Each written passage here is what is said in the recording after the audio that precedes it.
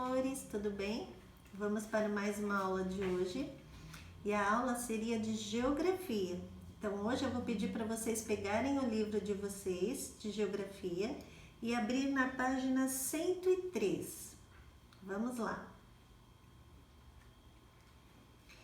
Isso, agora que vocês estão com o livro, vamos recordar. Nós estávamos falando sobre trabalho, e trabalho era dividido de 3 formas, vocês se recordam? A primeira era a trabalho é a atividade que nós produzimos e recebemos o nosso pagamento em dinheiro. A segunda é uma atividade que nós realizamos, né?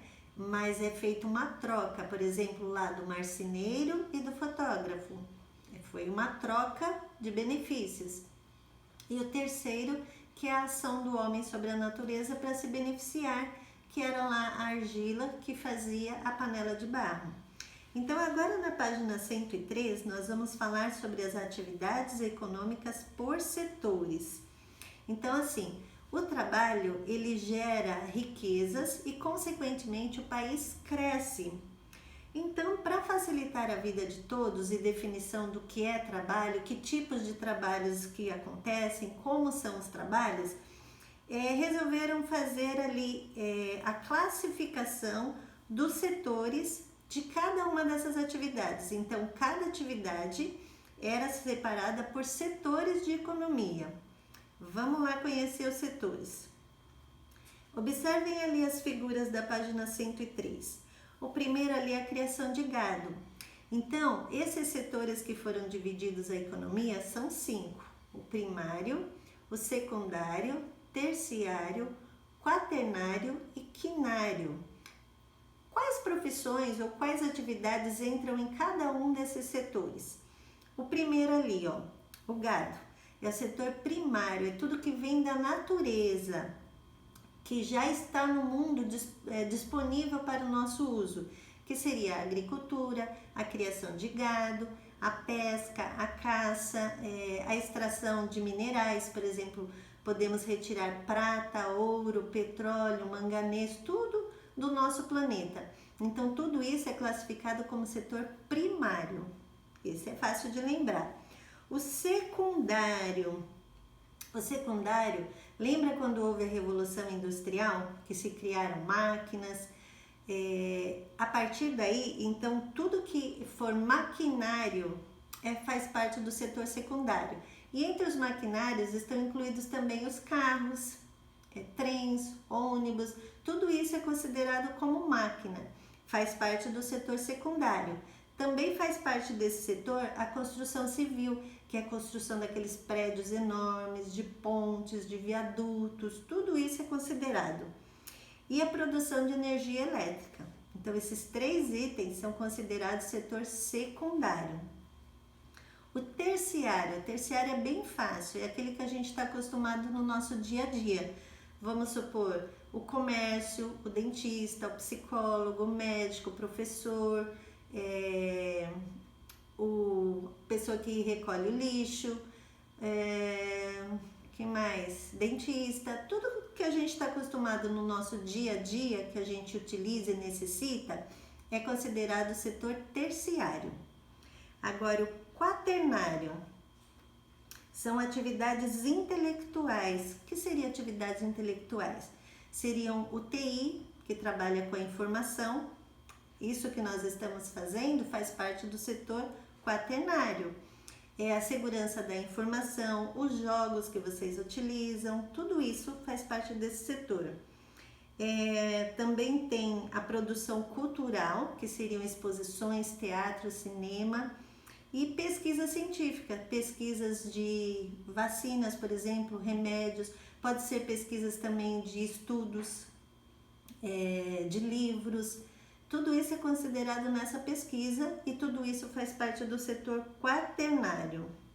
E por último, o setor quinário. Esse setor quinário também é bem fácil, ele tem um nome estranho, mas é bem fácil. São serviços voluntários, igrejas, centros comunitários de bairro. Isso está incluído nesse setor quinário. Virem a página de vocês agora, lá na 105. A 105 nós vamos falar dos direitos do trabalhador. Que direitos seriam esses? Só um minuto. No início da nossa história como país, olhem lá a figura, os índios, eles trabalhavam como escravo para o povo que chegou de Portugal. Lembra que eles chegaram aqui, encontraram os índios e queriam que os índios fossem escravos? Então, no início, eles fizeram com que os índios trabalhassem como escravos. Eles cortavam a madeira, colocavam nos navios para que fossem levados para Portugal. Mas os índios não aceitaram trabalhar dessa forma. Então, o que eles fizeram? Trouxeram para cá os negros e fizeram com que os negros trabalhassem, porque eles estavam longe do país deles, eles não tinham muito recurso e eles eram obrigados a trabalhar. Eles trabalhavam na cana-de-açúcar, trabalhavam também nas minas e serviços domésticos. Só que depois foi passando o tempo, os escravos também não aceitaram mais e até as pessoas que estavam aqui no Brasil não aceitavam mais essa escravidão. Então os negros foram libertados.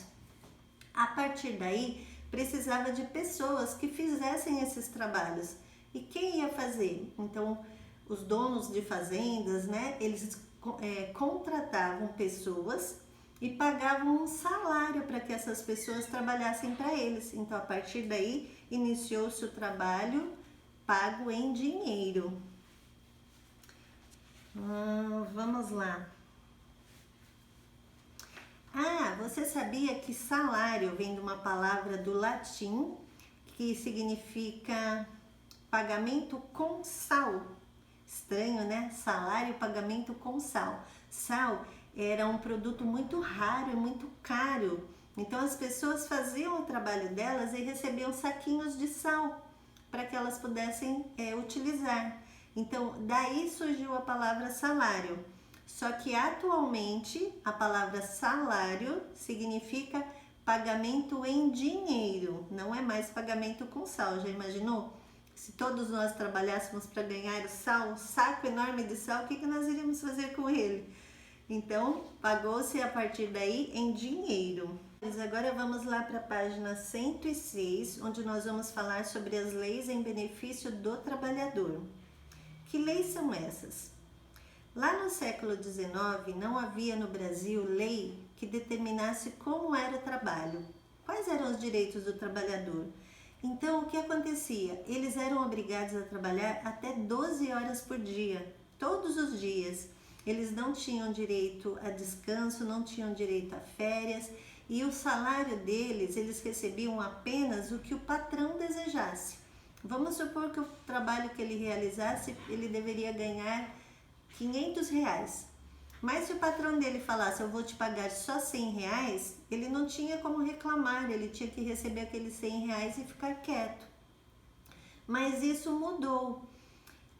Com a Constituição de 1934, Constituição é um livro enorme, onde constam todas as leis que regem o país.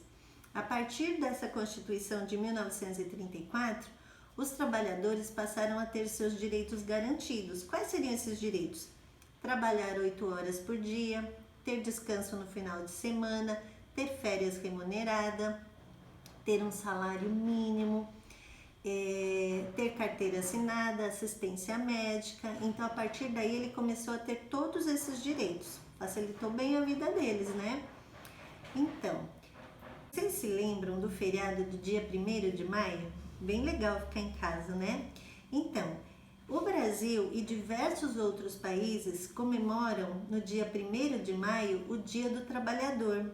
E foi nesse mesmo dia, lá em 1940, que foi estipulado um salário mínimo. Esse salário mínimo foi um salário que foi determinado que todos os trabalhadores deveriam receber, e com esse salário ele teria que suprir as necessidades de moradia, de vestimenta, de alimento, de lazer. E esse salário era uma coisa muito importante, porque era um benefício enorme que o trabalhador tinha ganhado como um direito dele. Só que o valor do salário mínimo hoje, em 2020, é R$1.045. Você acha que com esse valor de R$ 1.045 é possível que todas as famílias do Brasil, todas as que recebem salário mínimo, consigam suprir todas aquelas necessidades que eu falei? Lazer, alimento, educação, vestimenta, transporte, saúde. E aí? Pense nisso. Realize as atividades que estão sendo propostas aí com sua família e verifique se todos esses benefícios que os trabalhadores receberam ainda existem e se com esse valor de salário mínimo é possível suprir todas essas necessidades. Depois você me conta o que você descobriu, tá bom? Bons estudos! Até mais!